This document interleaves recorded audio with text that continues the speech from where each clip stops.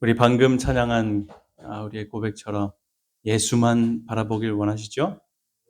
예, 주님만, 믿음의 주인 되시는 예수님을 우리 마음 가운데 모시고 품어서 그 능력을 힘입어서 사는 우리 모두가 되었으면 참 좋겠다 생각이 듭니다.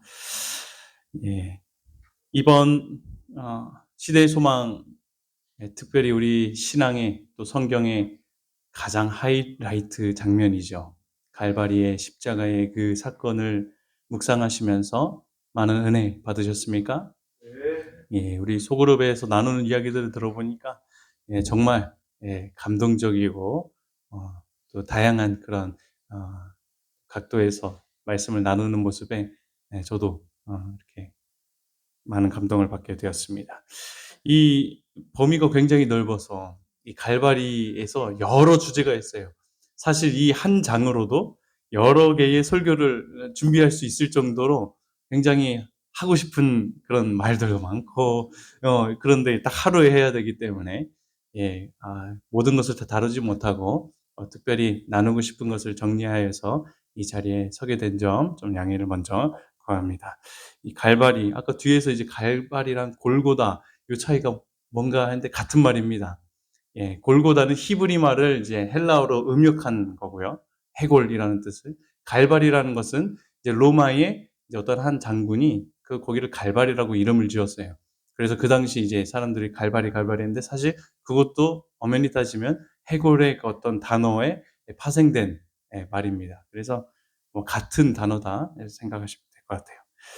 갈바리에서의 예수님의 모습, 이 시간 정말 하나님의 마음과 그 사랑이 온전히 잘 전해지게 되게 기도합니다.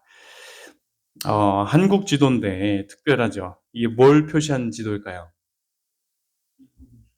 인구 밀도? 네. 누가 말했는데요? 예, 한국에 있는 교회, 기독교. 야, 다른 데는 그렇다 쳐도 울릉도, 그죠? 야, 울릉도에도 교회가 저렇게 많다는 사실이고요. 각 섬마다도 교회가 들어가 있습니다. 예, 이 재림교회나 뭐 소수 그런 기독교가 제외되었다고 쳐도 상당히 많은 교회가 우리 한국에 분포되어 있죠. 예, 23년도 기준으로 6만여 개가 된대요. 교회가. 기독교 그 통계에 따르면 말입니다.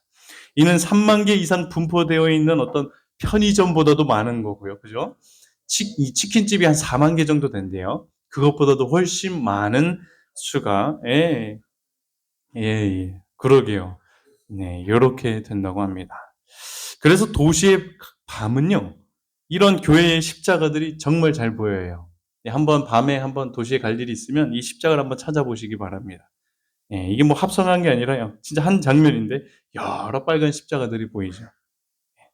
심지어 빛 공해, 여러 가지 공해가 있는데 빛 공해라고 하는 환경 문제로 한국 사회에서 갈등을 빚을 정도로 너무 화나니까 십자가가 간판들이나 십자가에 대한 한국 교회와 교인들의 열정이 얼마나 큰지 보여주는 것이라 생각이 돼요. 특히 유독 우리나라가 그래요. 예. 하지만 우리 교회들의 겉모습과 또 우리 빛나는 간판의 모습과는 달리 오늘날 이 십자가의 진정한 의미를 깨닫고 십자가의 능력으로 사는 그리스도인들은 상대적으로 낫지 않을까 생각해 보게 되었습니다. 우리 교회는 어떻습니까? 간판만 비추고 있는 교회입니까? 요즘 이제 간판이야 열심히 일을 하고 있어요. 교회를 알리고 있습니다. 간판만 비추고 있는 교회인가? 아니면 이타적이고 희생하길 기뻐하고 그리스도의 아름다움을 자아내는 그런 교회인가 생각해 볼 필요가 있겠다 싶습니다. 하나님께서 이번 시대의 소망 범위를 묵상하게 하셔서 우리로 십자가의 의미를 다시 한번 깨닫게 하시고 마음에 새길 수 있도록 기회를 주신 하나님의 은혜에 참으로 감사를 드립니다. 주신 은혜에 따라 우리 모두가 십자가를 더욱 깊이 묵상하여 기쁨으로 순종하는 생애로 인도함을 받게 되는 귀한 시간 되길 간절히 소망합니다. 그렇게 되려면 우리들은 예수님이 지신 십자가의 고통과 사랑이 어떠한가 재확인할 필요가 있습니다. 사형 집행 방법 중에 하나였던 십자가형은요, 페르시아에서 처음 시작이 됐다고 합니다. 로마에 있기 전에. 그때 시작이 되어서 알렉산더 대왕이 이집트와 카르타고 인들에게 이 방식을 전해주게 되었고, 또한 시대가 지나서 로마가 이 사용법을 배워서 실시하게 되었습니다. 이 십자가형은 죄인을 사형할 때 극도로 고통과 내적 상처를 입히고요. 오랜 시간 걸쳐서 서서히 죽게 하는, 얼마나 고통이 되었을까요? 죽지도 못하는 끔찍한 사형법이 바로 십자가였습니다. 기록상에는 최장 한 4, 5일 정도 산 사람의 기록이 있는데 대부분이면 금방 그 전에 이렇게 된다고 해요. 이 십자가형은 얼마나 치욕스러웠는지요. 우리들이 기독교 영화나 아니면 뭐 그런 성화, 그림들을 통해서 가지고 있는 예수님이 십자가에 달린 모습과는 다르게요. 실제로는 어떤 상태로 달려 있었을까요? 나체의 모습으로 예수님이 달리셨다는 것이에요. 초기 십자가형은 수직으로 세운 이런 기둥에 죄수를 이렇게 묶는 방식이었는데 신성한 땅에 발이 닿지 않도록 하기 위함이었다 이야기합니다. 그 후로 수평 가로목을 이제 짜기 시작하면서 여러 가지 뭐 X자도 있고요, T자 있고요, 뭐 여러 가지 있어요. 그런 십자가 형태를 점진적으로 개발시켜 오게 되었다고 합니다. 로마인들은 그 중에서도 T자형을 선호했다고 이야기하죠. 그래서 사실 십자가 모양이 아니라 T자 모양의 십자가인 것입니다. 로마의 처형 방식은 이랬습니다. 죄수는 처형이 집행될 장소까지 뭘 지고 가요?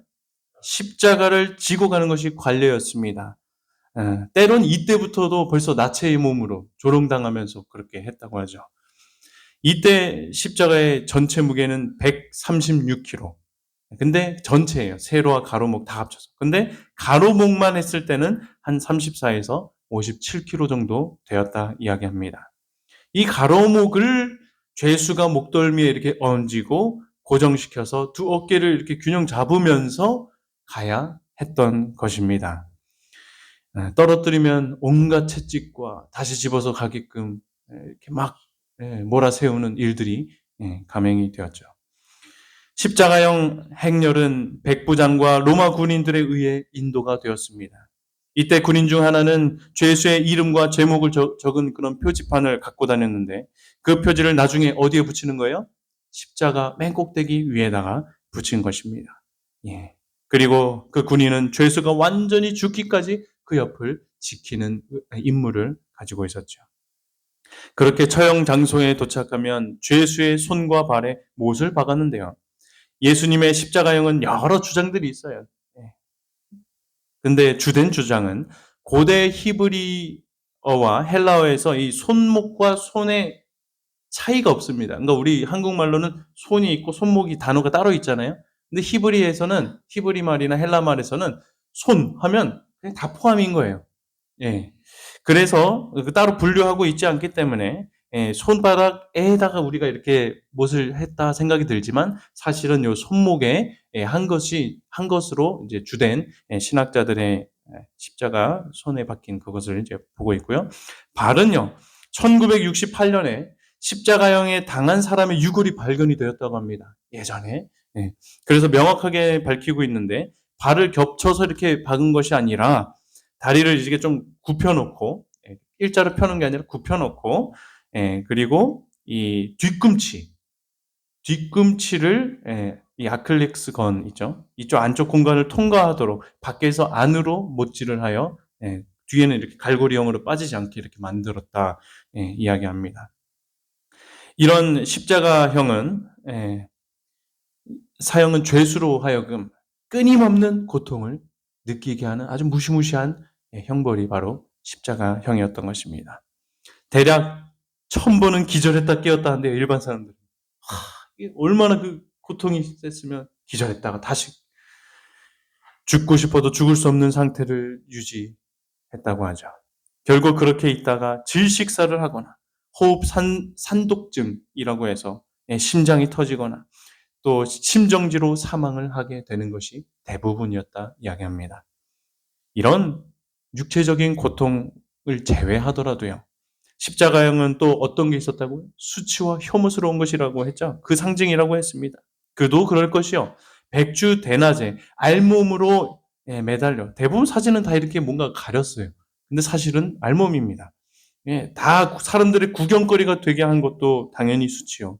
채찍질에 난도당한 그 피부, 감염과 괴저 현상으로 골마 터진 진물과 고름이 흐르고요. 계속되는 출혈로 인해 전신이 썩어 들어가기 시작합니다. 이때 풍기는 악취는 주변 벌레들이며 새들을 모아들이기에 적합했다 이야기해요. 눈과 코, 귀, 상처들에 붙어가지고 벌레들이 파고 들어가고 먹고 이런 모습을 보자 하면요. 정말이지 그냥 고통스러운 것을 넘어서요. 얼마나 수치스럽고 혐오스러운 것이 이 십자가형 아닌가 우리가 생각해 볼 수가 있습니다. 이러한 이유로요. 로마의 정치인이었던 키케로가 이 십자가형을 이렇게 묘사해요. 가장 역겹고 구역질 나는 형벌이었다. 단순히 고통스럽게 피만 흘렸다면 어찌 이런 평가를 내렸겠습니까? 온갖 수치와 혐오스러움이 십자가에 나타났던 것임에 분명합니다. 여러분, 예수님이 지고 가신 저 무거운 십자가, 모든 채찍과 고통, 온 신경을 끊는 고통이래요. 그 못지라고 할 때. 그 주는 못 박힘, 숨 쉴 때마다 느껴지는 그 아픔, 고통, 인간이 느낄 수 있는 모든 고통을 우리 주님이 겪으셨을 때 얼마나 아프시고 견디기 힘드셨을까요? 이제라도 신성을 사용하여 모든 고통에서 벗어나고 싶지 않으셨겠습니까? 주님은 이 십자가로 인하여 정말 말로 표현할 수 없을 정도의 큰 고통을 당하셨음을 우리들은 결코 잊지 말아야 할 것입니다. 하지만요, 사실 이런 고통보다도요, 더 큰 고통을 예수님이 겪으셨다라고 하는 사실 또한 우리들은 기억해야 합니다. 육체적인 고통도 큰데 무엇이 예수님을 더 크게 고통하게 했는가? 시대 소망은 이렇게 이야기합니다. 그분을 억누르고 있는 것은 죽음의 공포가 아니었다. 그분에게 말할 수 없는 고민을 내게 한 것은 십자가의 고통과 치욕이 아니었다고 분명히 이야기해요. 그렇다면 무엇이 예수님을 힘들게 했습니까? 무엇이 더 고통스럽게 했어요? 예. 그리스도께서는 당하는 자 중에 제1인자이셨으나 그분의 고통은 죄의 유해성에서 느끼는 데서 오는 고통, 인간이 죄에 익숙해 있기 때문에 죄의 흉악성을 알지 못한다는 것을 아시는 데서 오는 고통이 그 십자가의 육체적인 고통보다도 훨씬 컸다 이야기하고 있는 것입니다. 예수님께서는 또 이런 것을 인하여 큰 고통을 느끼셨는데요. 죄가 인간의 마음속에 너무나 깊이 자리 잡고 있다는 것. 그죠? 죄의 권세를 깨뜨리고 나오려고 하는 사람이 너무도 적다는 것. 그걸 아신 것.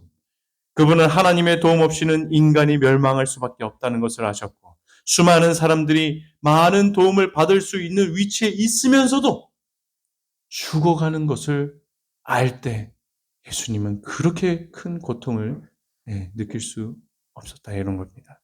아담의 모든 자손의 죄도 느끼고요. 또 불법으로 인하여 생긴 죄에 대한 하나님의 뭐가 있을 것이요? 진노가 임할 것. 이 진노가 다른 것이 아니에요. 무서운 불쾌하심. 이렇게 표현해요. 그죠? 하나님의 무서운 불쾌하심. 당신의 아들의 영혼을 전율하게 만들었다 이야기합니다. 예수님이 받으신 그 큰 고통에 대하여 지금 살펴본 말씀들을 정리하면 이렇게 됩니다. 첫 번째로 죄에 익숙한 사람들, 그리고 누구께 안 나아가요? 예수님께 나아가지 않는 자들에 대한 고통입니다. 오늘날 사람들을 보면 얼마나 죄에 익숙한지 모르겠습니다. 작은 범죄들과 언행들부터 시작해서 불법을 저지르고 양심을 저버리고 속이고 빼앗고 폭력을 행하는 일이 어쩜 그리도 쉬운지 모르겠습니다. 우리 신앙하는 사람은 다를까요? 오늘날 교회도 보면 성도 간의 싸움과 욕설이 오고 가고 있음을 여러분 아십니까?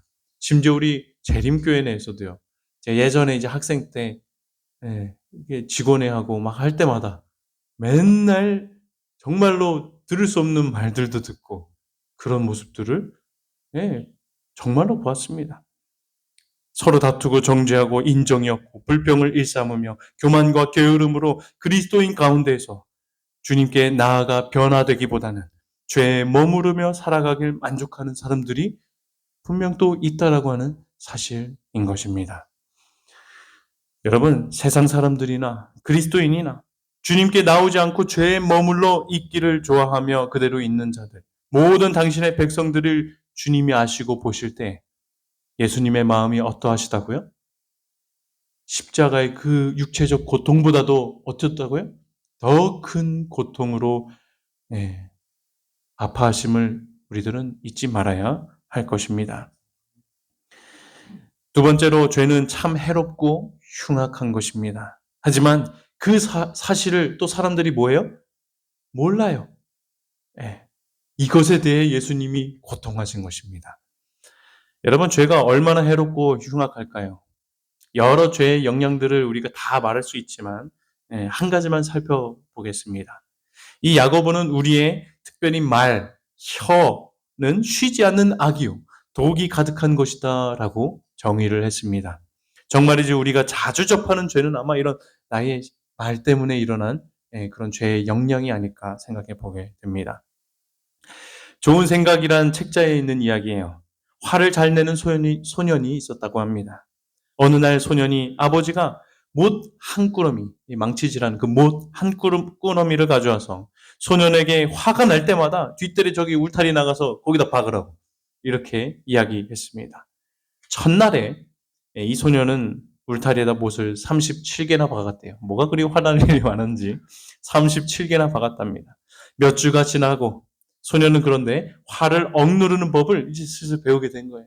하나둘씩 줄어간 것입니다. 소년은 이런 자신의 변화의 신이나 아버지에게 자랑을 했습니다.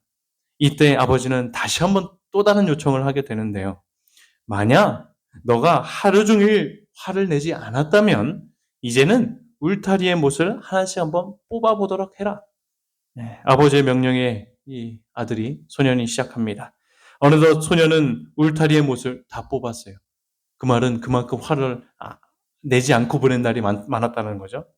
그리고 나서 이제 울타리 옆에 선 아버지가 소년에게 이렇게 이야기합니다. 아들아, 참 잘했다. 그런데 울타리에 구멍이 이렇게 많이 남아서 예전 그 모양이 아니구나. 네가 다른 사람들에게 화를 내고 나면 사람들의 마음속에도 흔적이 남는단다. 못을 박은 후 뽑아낸 것처럼 말이지. 네가 아무리 수십 번 사과한다 해도 그 상처는 영원히 남을 수밖에 없어. 그러니 말로 입히는 상처는 몸에 내는 상처와 다를 바가 없단다. 참 지혜로운 아버지죠. 우린 살다 보면 말의 실수를 할 때가 있습니다. 그것이 누군가에는 못처럼 박히게 되고 그것을 인해 마음에 구멍이 생깁니다. 저도 이 말 한마디 때문에 아직도 용서하지 못하고 있는 가족이 있어요.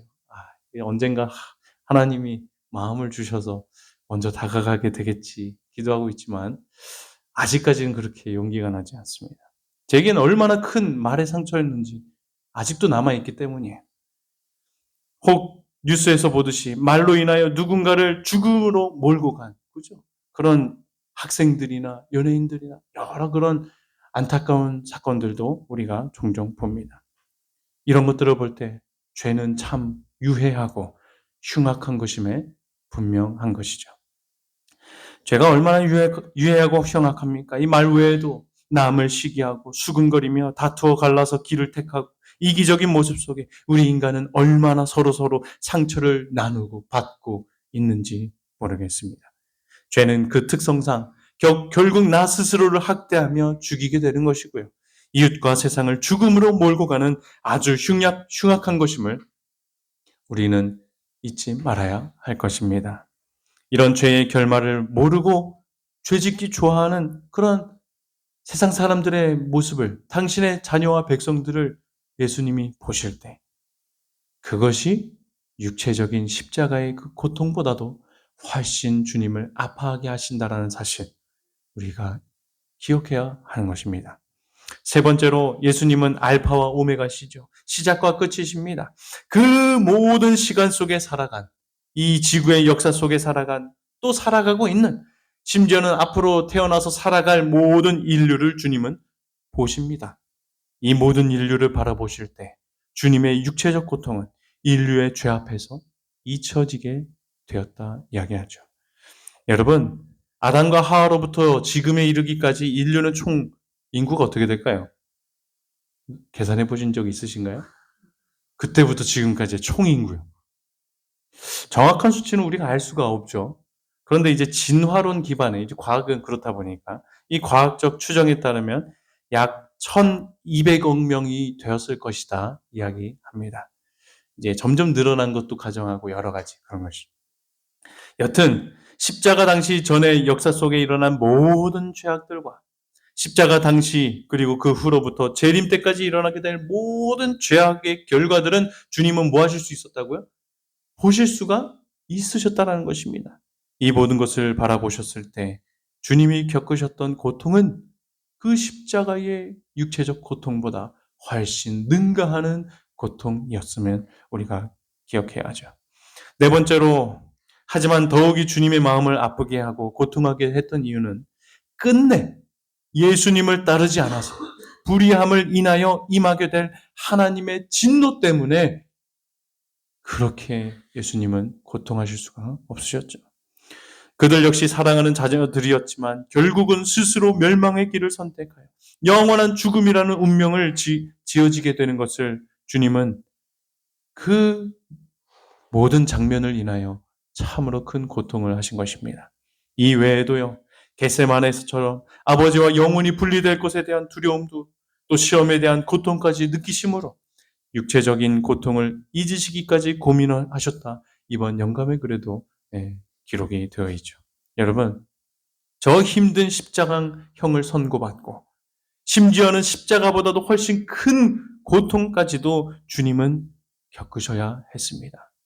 하지만요, 이것보다 더 중요하고 기억해야 될 사실은 이 모든 고통을 인내하시고 끝까지 우리를 구원하시는 일에 실패하지 않으셨다는 사실을 우리들은 기억해야 할 것입니다. 여러분, 예수님께서 왜 그토록 힘든 십자가와 자신의 사명을 감당하신 것입니까? 이유가 뭐예요? 다 누굴 위한 거예요? 다 우리를 위한 거 아닙니까? 시대의 소망이 이렇게 기억해요.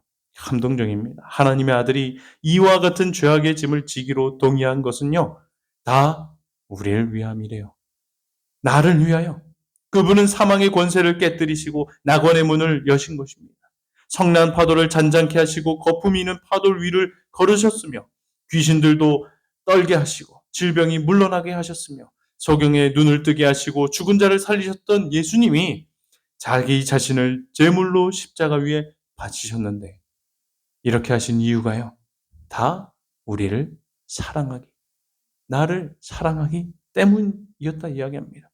죄를 짊어지신 그분은 거룩한 공의의 진노를 견디시고 나를 위하여 죄 그 자체가 되셨음을 우리들은 무엇보다도 기억해야 할 것입니다. 여러분, 나를 사랑하기에 나를 구원해내고 싶으셨고 하늘에서 영원한 교제를 나누길 원하시기에 예수님이 이러한 인내를 보이셨음을 우리들은 기억해야 할 것입니다. 조동아 시인의 시 중에 이런 시가 있습니다. 나 하나 꽃 피어라고 시입니다. 나 하나 꽃 피어 풀밭이 달라지겠느냐? 말하지 말아라. 네가 꽃 피고 나도 꽃 피면 결국 풀밭이 온통 꽃밭이 되는 것 아니겠느냐? 나 하나 물들어 산이 달라지겠냐고도 말하지 말아라. 내가 물들고 너도 물들면 결국 온 산이 활활 타오르는 것 아니겠느냐? 사랑하는 성도 여러분, 하나님은 여러분 한 사람 한 사람을 다 사랑하십니다. 다 필요하고 중요한 존재로 여겨주심을 잊지 않게 되시길 바랍니다. 하나님께서 이 작은 나를 모른다고 사랑하지 않으신다고 결코 생각하지 않게 되시길 바랍니다. 하나뿐인 독생자 예수를 희생하시며 우리들의 맏형 되셔서 모든 것을 인내하신 예수님은요. 저 꽃밭에 꽃 하나하나의 존재가 중요하듯 저 단풍을 이룬 나무 하나가 필요하듯 당신의 자녀인 여러분들 하나하나를 기억하시며 관심을 가지고 사랑해 주시는 분이심을 잊지 않게 되시길 간절히 소망합니다. 심지어는 그 영원한 사랑 속에 거할 수 있도록 당신 자신이 죄가 되시기까지 하셨음을 우리들은 분명히 기억해야 할 줄 믿습니다. 우리 교회가 간판만 비추는 교회가 아니라 진정으로 예수님의 빛을 증거하는 교회가 되려면요. 둘째로 율법의 마침이 되신 예수 그리스도를 분명히 알아야 합니다. 이 극렬한 십자가의 고통과 수치와 혐오 속에서도 예수님께서는 한마디의 불평도 하지 않으셨고 저주나 복수도 하지 않으셨습니다. 오히려 예수님은 어떻게 하셨어요? 용서와 사랑의 모습을 보이셨고 죄를 용서하는 당신의 권세도 보여주셨고 그렇게 신성을 증거하셨죠. 하나님께 영광을 돌리셨습니다. 그리고 예수님께서 남아있는 힘을 다해 다 이루었다 하시며 크게 부르짖고 숨을 거두셨을 때에는요. 같은 그 시각 예루살렘의 성전 안의 휘장이 소리를 내며 보이지 않는 손에 의하여 위에서 아래로 찢어지게 되죠. 그리하여 대제사장만이 들어갈 수 있었던 곳이 이제는 누구나 볼 수 있도록 열려 제쳐지게 되었습니다. 이 일을 계기로 지상성소의 일부인 지성소는 더 이상 거룩한 장소가 아니게 된 것이죠. 이 놀라운 역사적인 순간을 시대소망에선 이렇게 묘사하고 있습니다. 참 아름다워요. 모형이 하나님의 아들의 죽음으로 원형과 마주쳤다. 큰 희생이 이루어졌다. 지성소로 가는 길은 열렸다. 새롭고 산 길이 만민을 위하여 준비되었다. 더 이상 죄 많고 슬픔에 찬 인간들은 대제사장이 나오는 것을 기다릴 필요가 없었다. 이제부터는 구주께서 모든 하늘에서 제사장과 대언자로서 직무를 행하실 것이다. 이것은 마치 예배하는 자들에게 힘 있는 목소리로 다음과 같이 말하는 것 같았다. 이제 죄를 위한 모든 희생과 제사는 끝이 났다. 하나님이여 보시옵소서. 두루마리 책에 나를 가리켜 기록한 것과 같이 하나님의 뜻을 행하러 왔나이다는 당신의 말씀대로 하나님의 아들이 오셨다. 그분은 이제 오직 자기 피로 영원한 속죄를 이루사 단번에 성소에 들어가신다. 완전 무결한 양이 되셔서 오직 자신의 피로 영원한 속죄를 이루신 예수님을 인하여 이제는 모든 희생과 제사를 매 순간 드리지 않아도 됨을 인하여 참으로 감사하지 않으십니까? 이로써 우리들은 언제 어디서든 주께 나아가 용서받을 길이 열리게 된 것입니다. 심지어 하늘 지성소에서 크신 대제사장이 되셔서 우리를 위하여 봉사하고 계시니 그 은혜가 또한 얼마나 큰지 모르겠습니다. 우리 사랑하시어 이토록 구원의 길을 열어주신 하나님의 역사하심에 감사와 찬송을 드리는 우리 모두가 되었으면 참 좋겠습니다. 이 놀라운 구속의 역사의 한 장면을요, 바울은 한마디로 이렇게 이야기합니다. 그리스도는 모든 믿는 자에게 의를 이루기 위하여 무엇의 마침이 되었다고요? 율법의 마침이 되셨다 이야기합니다. 여러분, 여기서 율법은 구약의 율법을 이야기하겠죠. 그리고 맞춰졌다는 것은 율법을 폐지했다라기보다는요. 율법의 모든 요구가 그리스도의 대속으로 인해 충족되었으므로 이제는 믿는 자에게 의를 이루시는 율법의 진정한 의도와 목적이 완전하게 되었다는 면에서 율법의 마침이 되었다라고 우리들은 분명히 이해해야 하는 것입니다. 그렇다면요. 이제 우리에게 필요한 것이 뭡니까? 율법을 따르려고 그때 당시에 유대인들처럼 애쓰고 노력하기 이전에 믿음의 법을 따라야 하는 것입니다. 즉 의는 율법의 준수에서 오는 것이 아니라 믿음을 통해서 오는 것임을 우리가 기억하고 믿는 자에게 구원을 주시는 하나님의 능력을 구하고 경험하는 삶을 십자가 이후에 사는 우리 모두가 그런 경험을 해야 한다라고 하는 사실입니다. 바울은 이것을 이렇게 설명해요. 그런즉 자랑할 데가 어디 있느냐? 있을 수가 없느니라. 무슨 법으로냐? 행위로냐? 아니라 오직 믿음의 법으로다. 사람이 의롭다 하심을 얻는 것은 율법의 행위에 있지 않고 믿음으로 되는 줄 우리가 인정한다 이야기했죠. 여러분, 우리의 구원은 율법의 행위에 있지 않고 믿음으로 되는 것임을 분명히 알게 되시길 바랍니다. 하지만 믿음이 전부다라고 하면서 율법을 무시하고 순종할 필요가 없어졌다고 생각해서도 안 되는 것입니다. 왜냐하면 참된 믿음은 뭘 세워줘요? 율법을 세워주고 무엇을 온전케 합니까? 율법을 온전케 하게 될 것이기 때문입니다. 왜 그렇죠? 그것은 예수를 믿는 자에게는 율법을 따라 순종할 수 있는 하늘의 무엇을 얻기 때문이에요. 능력을 얻게 되는 것이기 때문인 것입니다. 예. 유대인들은 율법을 완전하게 지켜야지만 구원을 얻는 것으로 생각하고 가르쳤습니다. 그것이 의인된 자의 증거라고 생각했죠. 그리하여 그들 스스로도 속이고 있었던 것입니다. 하지만 그러면서도 도덕률과 의식률, 율법들을 지키지 않는 자들을 정죄하며 비난하며 심판했습니다.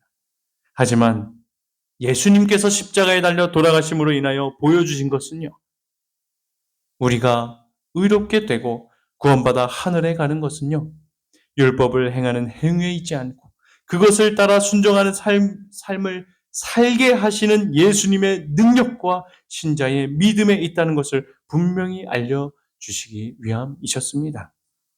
예수님 우편에 있던 강도의 이야기가 바로 이러한 사실을 증명해 주고 있노라 생각합니다. 여러분, 강도의 인생 한번 생각해 보십시오. 유대인들의 생애와 비교한다면 결코 행위적으로 나은 것이 하나도 없었습니다. 유대인들이 그토록 목숨 걸고 지켰던 안식일을 강도가 지켰습니까? 안 지켰어요. 단언컨대 한 번도 안 지켰을 것입니다. 유대인들이 수천 년 반복해왔던 제사 제도를 기억해서 단 한 번이라도 성소에 찾아와서 죄를 고백하고 제사를 드렸습니까? 단언컨대 이것도 한 번도 없었을 것입니다. 또한 예수님의 공생의 기간 동안에 외쳐졌던 복음을 듣고 얼마 알았다 했어요. 그죠? 제사장들과 그 지도자들이 방해해서 그렇지 듣고 알긴 했다고 했어요. 하지만 회개한 삶을 살았습니까? 이 역시 시대의 상황에도 보면 예수님을 보고 말씀을 들었지만 여태껏 거절하며 살아왔다 이야기합니다. 율법을 준수해야 구원을 얻는다는 유대인들의 가르침에 따르면 이 강도는 절대 뭘 받을 수 없어요? 구원을 받거나 영생을 얻을 수는 없는 것입니다. 그 율법을 하나도 행하지 않았기 때문이죠. 하지만 그런 오른편 강도에게 예수님은 뭘 약속하셨어요? 천국을 약속하셨죠. 예수께 대한 믿음을 나타내자 예수님께서는 그 자리에서 구원과 천국을 약속하신 것입니다. 예수님과 함께 십자가에 매달려 있던 그 시점에서 보면 강도의 인생에는 그 어떤 드러나는 율법의 행위가 하나도 없었습니다. 하지만 믿음을 통하여 그는 구원을 얻게 된 것이죠. 여러분, 이것이 믿음의 법을 따라 살았던 자들에게 임한 축복임을 잊지 말아야 할 것입니다. 만약요, 우편의 강도가 이때 운 좋게 죽지 않고 십자가에서 내려졌고 더 살게 되었다면 어떻게 되었을까요? 율법은 아마 그의 믿음의 생애 속에서 점점 더 주님의 능력을 인하여 성취되고 이루어졌을 것입니다. 여러분, 이것이 오늘날 우리에게 주신 예수님의 놀라우신 섭리이자 특권임을 바라보게 되시길 바랍니다. 아브라함도 보십시오. 아브라함과의 언약을 아직 맺지도 않았을 때, 아직 할례도 받지 않았을 때 하나님은 뭐로 여겨주셨어요? 아브라함이 여호와를 믿으니 그때 의롭다 칭해줬죠. 뭐 할례 받고 너 의롭다 하지 않으셨습니다. 그 근거가 뭐예요? 오직 여호와를 믿었다라고 하는 그 사실이었습니다. 그 믿음이 결국 언약 백성이 되게 하였고 할례를 받게 했던 것이죠. 믿음의 생애를 살게 되었다라는 사실을 우리들은 잊지 말아야 할 것입니다. 이외에도 수많은 성경 인물들의 믿음의 생애를 한번 살펴보시기 바랍니다. 정말 그랬는가? 믿음의 법을 따라 산다는 것이 무엇인지 깊이 깨달아야 할 것입니다. 사랑하는 성도 여러분, 우리 모두가 믿음의 법을 깨닫고 믿음의 생애를 살아 사랑의 율법이 온전케 증거되는 그런 인생을 살게 되길 간절히 소망합니다. 그런데요, 이런 믿음의 법을 따라 생애하려면요, 한마디로 내가 믿음을 가지려면요, 예수님과 동행하는 삶을 살아야 한다라고 하는 사실입니다. 그냥 믿음이 생기는 것이 아니에요. 우편에 있던 강도의 마지막 모습을 우리가 묵상해 보면 우리들이 예수님과 늘 동행하며 살아야 하는 중요한 이유를 발견하게 됩니다. 저는 이번 시대의 소망의 구절들을 읽다가 유독 이 구절에서 감동이 돼서 한참 묵상했던 구절이 있었습니다. 바로 이 구절입니다. 재판정에서 갈바리로 오는 길에서 그는 예수와 동행하였다. 와, 이 강도에게 있어서 재판정에서 갈바리로 함께 십자가를 지며 걸었던 그 길이요, 믿음을 결국 소유하게 되는, 그래서 구원을 얻게 되는 이 얼마나 소중하고 축복된 시간이었을까? 감동이 되어서 반복적으로 보게 되었던 것입니다. 여러분, 빌라도의 재판정에서 갈바리까지의 거리가 얼마나 되었을까요? 그 거리가 한 1.2km 되었다고 해요. 이 평균 사람이 걷는 속도가 5km per hour라고 한다면, 이때 십자가를 지고 천천히 걷는 속도를 한 2km per hour다 생각하면 약 40분이라는 시간이 소요되는 거리다 이야기합니다. 물론 재판정에서 예수를 보았고 소문도 들었고 십자가에 달리고서도 언제 그런 이야기를 해서 낙원을 받았는지 모르지만 그런 시간들을 보냈겠지만, 중요한 것은 재판정에서 갈바리의 십자가를 지고 올라가는 그 짧은 시간에 강도는 분명히 특별한 경험을 했던 것임에 분명합니다. 한 시간도 채 안 되는 그 짧은 동행한 시간에도 믿음을 선물해 주신 예수님이 얼마나 은혜롭고 자비하신지 모르겠습니다. 이 짧은 시간 동안 이 강도는 저만치 떨어져 있던 예수의 소문이 아니라 가까이에서 동행하면서 직접 예수님을 보고 들으며 경험하게 된 것입니다. 아마 예수님이 앞서가시고 우편 강도는 그 뒤를 따라갔을 거라 생각이 됩니다. 그렇게 주님과 동행하면서 강도는 용서하시는 예수님의 모습을 보았어요. 사람들의 멸시와 조롱의 말들이 많았지만 그 속에서 예수님을 옹호하는 사람들의 고백들을 듣게 됩니다. 세상 죄를 지고 가는 어린 양의 모습을 믿음으로 바라보게 되었죠. 그리고 십자가 위에 달린 패는 그에게 진리의 말씀이 되었어요. 정말 왕 아닙니까? 주님과 그렇게 동행하면서 이 강도는 이분이 정말 그리스도라는 확신을 가지게 되었고 회개하여 하나님을 두려워하는 자로 완전히 거듭나게 되었던 것입니다. 희망 없이 죽어가던 영혼이 죽어가시는 구주께 자신을 맡길 때 그의 목소리에는 고민과 희망이 뒤섞인다. 주여, 당신의 나라에 임하실 때 나를 생각하옵소서. 이 한마디의 고백은 주님과의 동행함으로 가지게 된 믿음의 고백이었음을 저는 확신합니다. 율법의 행위가 전혀 나타나지 않았던 이 강도가 구원을 얻게 된 것도요, 바로 이 믿음의 법을 따랐기 때문이었음을 저는 확신합니다. 그분의 귀는 들으실 수 없을 만큼 둔하지 않으며 그분의 팔은 구원하실 수 없을 만큼 짧지도 않으시다. 당신을 힘입어 하나님께 나오는 모든 사람을, 저와 여러분 모두를 온전히 구원하시는 것이 그분의 큰 권세이다 라고 하는 사실을 믿게 되시길 간절히 소망합니다.